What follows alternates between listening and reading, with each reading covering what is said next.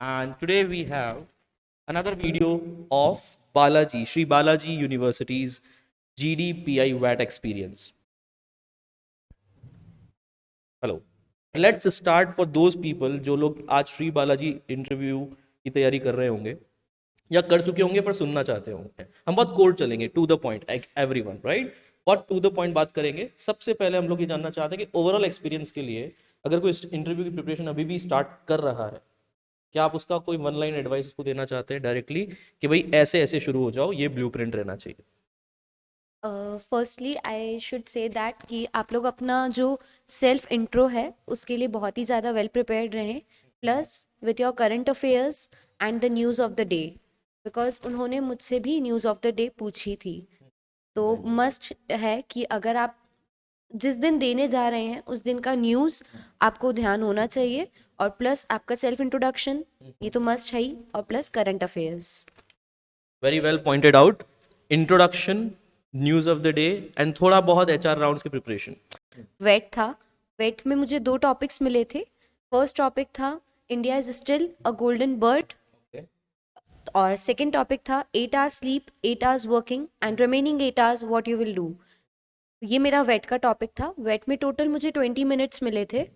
I hope TET के अंदर typing aptitude test में आप लोगों को एक गोल्डन वर्ल्ड वाला एक टॉपिक मिला है। Same was the case with the last interview as well. And एक और टॉपिक मिला था, क्या इंडिया वापस सोने की चिड़िया बन सकता है? आपने किस पर लिखा और कैसे लिखा, कितना लिखा, थोड़ा बताइए इन लोगों को। मैंने लिखा था India is still a golden bird, because मैंने स्टार्ट किया with a quotation. Then second में जो हमारा पास्ट में ये जिनकी ये फेमस लाइन है डॉक्टर अटल अटल बिहारी वाजपेयी जी की, तो मैंने उनका ही एक फेमस कोट उठाया था, उससे मैंने स्टार्टिंग करा। देन सेकंड में मैंने उसका ब्रीफ लिखा जो हम पहले इंडिया को देखते थे as a golden bird. Then third में जो वो हमसे पूछ रहे हैं कि आप ऐसा मतलब आप अभी भी सोचते हैं कि इंडिया वापस एक गोल्डन बर्ड बनेगा, तो डेफिनेटली यस, ये मेरा आंसर था। और उसी के बाद मैंने उसी को कंटिन्यू करते हुए with ending a positive ending मैंने उसको फिनिश किया। परफेक्ट। और मैंने बताया कि हाँ सर, नॉलेज जो होनी चाहिए मुझे उतनी मुझे है उस बारे में। तो बोले रिसेंटली क्रिकेट की जो न्यूज़ आई थी, वर्ल्ड बेस्ट, उन्होंने मुझे कुछ कैप्टन के बारे में पूछा था अभी राइट नाउ, तो उसके बारे में मैंने बताया। और फिर नेक्स्ट उन्होंने मुझसे क्वेश्चंस पूछते गए। तो क्वेश्चंस जब उन्होंने मुझसे पूछा तो दे सडनली स्टॉप, मतलब उनका जो कैमरा था उन्होंने वो ऑफ कर दिया, just to see me how the way I am sitting, is my eyes going another directions, क्या मैं कहीं और देख रही हूँ। बट मैंने अपनी नज़र कैमरे से नहीं हटाई, मैं स्टिल वहीं बैठी थी। Very good. So students note this point. The camera may be off from their side, but they are still watching you about your body language, about your extra anti-social, unsocial activities that you would be doing. कि तुम कुछ इधर उधर से helpers को बुलाकर Google वगैरह तो नहीं कर रहे थे. One more interview was there, the last posted one, which was I am Rohtak. It was part 2 in our list. उन स्टूडेंट्स के साथ भी यही हुआ है that he was made to sit for quite 2 to 3 hours, पर बीच में एकदम से उन्होंने एंट्री मारकर चेक किया कि वो क्या कर रहा है। तो 3:45 पे वो आ गए थे, जबकि उसका इंटरव्यू 5 o'clock के आसपास शेड्यूल्ड है एज पर द ड्यूरेशन, है ना। लेकिन वो 3:45 आके बोले नहीं हम लोग गलती से आ गए थे, सॉरी, हम वापस जाते हैं, आपका इंटरव्यू तो बाद में है। तो they just wanted to check कर क्या रहे हो तुम लोग, तो डोंट मिस योर प्लेस। कभी कभार तो टेक्निकल टीम के नाम से आ जाते हैं कि आपके आधार कार्ड वगैरह दिखाकर चले जाते हैं, है ना। So be aware, that was a good point that she mentioned. Please continue. Questions की सीरीज यहाँ पे खत्म हो गई, जैसे आपने बहुत अच्छे अच्छे क्वेश्चंस बताए। इंटरव्यू आई थिंक इन्होंने बहुत अच्छे से मेंशन किया, Bhilwara that is origin of the place matters a lot in 5 lines, उस पर अच्छे से तैयारी करो। इन्होंने ये भी बताया कि आपको एचआर क्वेश्चंस में वो आपसे न्यूज़ ऑफ द डे भी पूछ सकते हैं। लेकिन आगे कोई ऐसा क्वेश्चन जो हम मिस कर रहे हैं? यस सर, उन्होंने मुझसे जब प्राइम मिनिस्टर और इनके बारे में पूछा आफ्टर दैट कंप्लीटिंग, उन्होंने मुझसे एक क्वेश्चन पूछा अबाउट माय ग्रेजुएशन, जो कि मैंने बैचलर ऑफ आर्ट्स में कर रखी है। तो दैट्स द बिग क्वेश्चन कि आप आर्ट्स फील्ड से कॉमर्स फील्ड में क्यों आना चाहते हैं। तो that's the main question they asked me.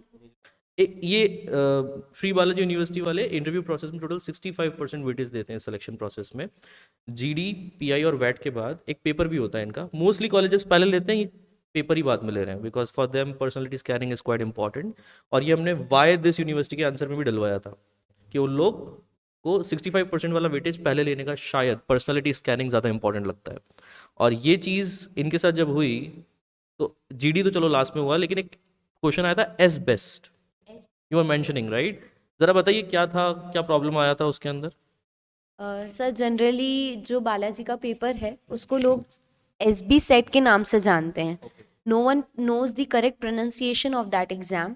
It's as best not sub set. That's a good point, तो प्लीज मूव। उन्होंने मुझे करेक्ट किया बट दे से कि जनरली जो बच्चे हैं ना सर वो इसी को जानते हैं. मतलब एस बेस्ट है नेम पेपर का बट सब सेट सब उसको बोलते हैं.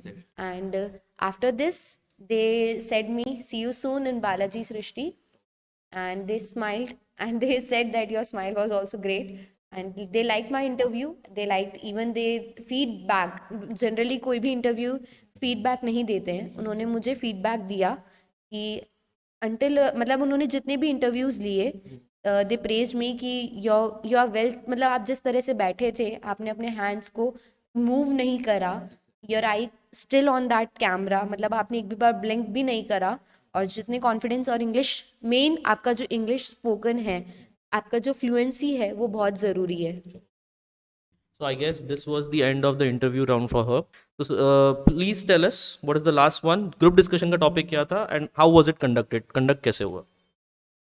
So the group discussion was started. We are 9 members in that. और जो हमारे सर थे लेने वाले उनको बाद में ऐड किया गया. पहले हमारी टीम्स बना दी गई and after that they enter into the room. And जब हमारा इंटरव्यू टॉपिक हुआ so they he is very chill about that because वो जानते थे कि बच्चों के चेहरे पे कितनी ज़्यादा टेंशन रहती है. तो उन्होंने फर्स्ट टॉपिक से नहीं, उन्होंने ये पूछा कि आप अपनी डेली रूटीन लाइफ में ऐसी कौन सी ऐसी चीज़ है जो आपको सबसे ज़्यादा खुशी देती है करने से. तो फर्स्टली मैंने सबसे पहले हैंड रेस किया था एज़ यूजुअल. तो उन्होंने मुझे बहुत प्रेज़ किया. तो दे सेड दैट कि व्हाट यू डू. तो मैंने मेरा बताया कि आई एम अ कोरियोग्राफर और I love to treat the street dogs also. तो वन बाय वन उन्होंने सबसे पूछा, even those who have the talent to show right now, उन्होंने वो टैलेंट शो भी करा. That the sir like the most because जैसे एक पर्सन ने बोला था कि आई लव टू मिमिक्री. तो सडनली सर ने बोल दिया कि आप बताओ मिमिक्री कैसे कर सकते हो. वो चेक कर रहे थे कि हाउ कॉन्फिडेंट यू आर, मतलब आप कितने कॉन्फिडेंट हो, अगर आप में कोई चीज़ स्पेशल है आप उसको करने से कतराते हैं या नहीं. तो सडनली उन्होंने बोला और उस बॉय ने वो करके भी दिखाया. सिमिलरली एक बॉय ने बोला कि मुझे सिंगिंग बहुत पसंद है, तो उससे भी सिंगिंग भी करवाई. तो students note a point, group discussion चल रहा है पर स्टार्टिंग में सबसे जो, क्योंकि टॉपिक्स का फ्लेवर लेना है कि किस टॉपिक पे they are comfortable to discuss, they are having like a talent show. इनसे कोरियोग्राफी के बारे में पूछ रहे हैं, सिंगिंग करवा रहे हैं, मिमिक्री करवा रहे हैं. So that's a good thing to notice कि आप सब भी अपना एक एक्स्ट्रा एलिमेंट जरूर लेके जाइए. होपफुली आप पर नजरें रहेगी, बोनस पॉइंट्स मिलेंगे. जीडी के टॉपिक में क्या वैरायटी आती है ये बताइए ज़रा इनको. जीडी के टॉपिक में सर ने बोला कि आप लोग सजेस्ट करो कि क्या टॉपिक लेना चाहिए. तो मैंने मून लाइटनिंग बोला था टॉपिक. और सब ने अपने अपने अलग अलग टॉपिक्स बोले because everyone was comfortable with their own topics. The topic was how you should care for earth. आप अपनी अर्थ को कैसे सेव कर सकते हो, आप उसकी केयर कैसे कर सकते हो. सडनली इट मतलब एक तरह से वो स्टार्टिंग थी. जस्ट आपको अपने अपना जो भी आपका मैटर था आपको बोलना था. वन बाय वन सब ने अपना मैटर बोला. After that first round, second round was sir was asking question to us. Sir ने क्वेश्चंस पुटअप करना स्टार्ट कर दिया था. प्लीज टेल अस वो क्वेश्चंस जो उन्होंने सेकंड थर्ड राउंड में पूछे हैं. फर्स्ट राउंड तो चलो एक टैलेंट शो टाइप था. ये सीरियसली ग्रुप डिस्कशन अब शुरू हुआ है. वन बाय वन सब ने why earth, how can we save earth पे अपनी बात हुई है. ये अर्थ हीलिंग वाले पे आप लोग तैयार रखिए, ईवीएस पे बहुत इंपॉर्टेंट टॉपिक्स हैं. इन्होंने मून लाइटिंग का प्रेफरेंस दिया था पर उन्होंने किसी और टॉपिक को ज़्यादा वैल्यू दिया. प्रोबेबली मून लाइटिंग पे सब नहीं जानते, that's the reason. So that's a good thing. आपने शायद एक प्रेजेंटेशन भी दिया था मून लाइटिंग पे while we preparing for the interview on the same platform, right. At the end ये ग्रुप डिस्कशन खत्म होकर सेकंड राउंड थर्ड राउंड में वो अपने क्वेश्चन आंसर्स पूछ रहे हैं, फ्लैशबैक क्वेश्चंस. उसके अंदर आप लोगों को पूछना है इनसे कि क्वेश्चंस एग्जैक्टली कौन से थे, क्योंकि हाउ टू सेव अर्थ में तो बहुत जनरिक क्वेश्चंस बन सकते हैं. तो फर्स्ट उन्होंने क्वेश्चन पूछा कि इस 2 किलोमीटर के एरियाज में आपके पास जो 2 किलोमीटर का एरिया है उसको आप कैसे क्लीन कर सकते हैं. तो everyone is telling their points because there are mostly common points जो होते हैं, सबने अपने अपने कॉमन पॉइंट्स बोल दिए. जब एट लास्ट मेरे पर आया तो मैंने एक सेव ट्रीज वाला पॉइंट बोला, through which we take oxygen and all these points. Suddenly one girl was satisfied with my answer. That the main point. Until और अनलेस अगर आप अपने आसपास प्लांट्स नहीं लगाएंगे तो आप कैसे अपनी लाइफ को जी पाएंगे, because you take oxygen from the plants only. तो वो चीज़ उसने मेरे साथ, मतलब ही just get supporting in me, मतलब वो मेरे साथ सपोर्ट में आ चुकी थी उस चीज़ को लेकर. धीरे धीरे जैसे मैंने ये पॉइंट बोला, everyone was included with me. Then sir told that, कि सर ने बोला कि वेरी गुड, यही चीज़ देखनी होती है जीडी में कि आपके आंसर पे कितने जने सेटिस्फाइड हो जाते हैं. English language is obviously there, but there has to be some thoughts. She has rightly pointed out many good thoughts for you people to continue your value based additions into your preparation. And that's it from our side, I guess. We'll be meeting back again in the next video. Till there, take care. Bye bye. Signing off, Himanshu Pariyar.